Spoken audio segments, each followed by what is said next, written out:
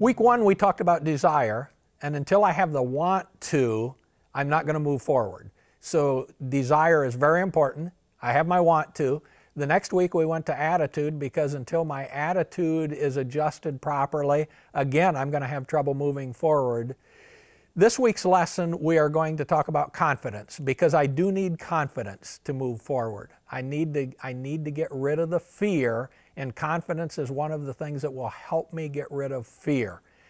The other thing that we talked about earlier that I'm going to bring back up is our mission and our purpose. Once we have a mission and a purpose clarified, our purpose, we should be working right now in the very basics, but we want to be zeroing in more on what that purpose is. Why am I here on planet Earth? We need to be zeroing in more and more all the time. Some of the things that I believe are helpful when we're working on that is if we focus on those things that are really important to us. For most people, the family is a really important thing. So if in my purpose, my family is part of it, it can be very beneficial. For some people, just the fact that being a great example for their kids, that can be a great purpose, just to be a great example for the kids. For some people, it's being a great example for somebody else. But our purpose needs to be something, again, that drives us and gives us confidence. When my purpose is there, my desire will be there. When my purpose is there, my attitude will be there. And when my purpose is there, it's going to build my confidence, because I know I want it, I will work hard, I will start succeeding, and success helps me build confidence. When we're looking for purpose, it's an interesting journey oftentimes, and I'd like to give you some ideas that might help you when you're working on your purpose. Early, when we're working on our purpose, early in life, and some of you can relate to this, we think that something out there is what we're looking for. We are just sure that what we are really looking for is some form of happiness that's out there, and when we get it, life will be good forever. As a young person, when we get that first car, life will be good forever. We just know that when we get that first car, life will be good forever. And when we get that first car, life is good. It really is good. And I really am happy. And that's going to last at least a couple months.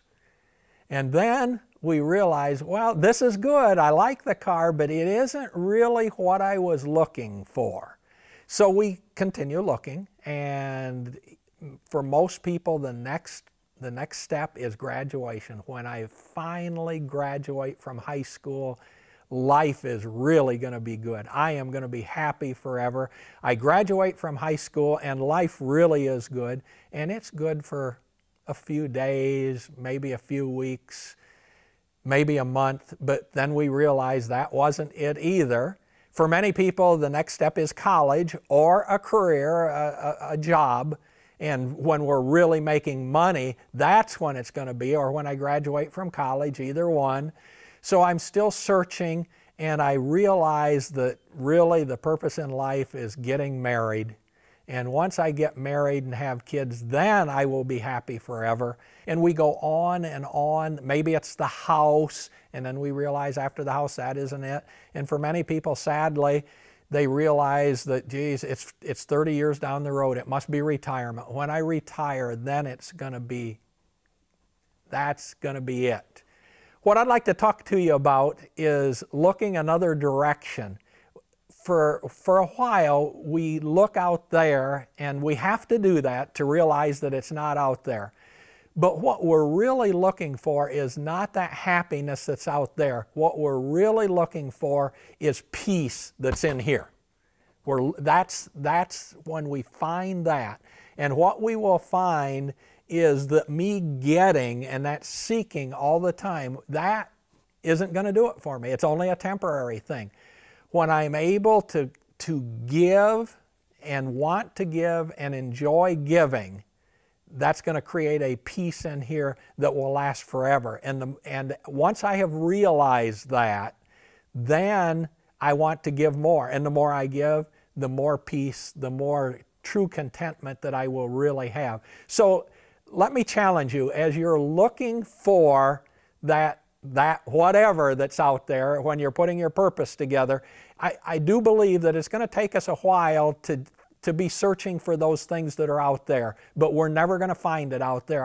I'm going to end this with one of my favorite stories. I saw a gentleman who had won $60 million lottery, and they interviewed him on television, and they said, "You've got to feel good about this." And he said, "It was the worst thing that ever happened to me in my life."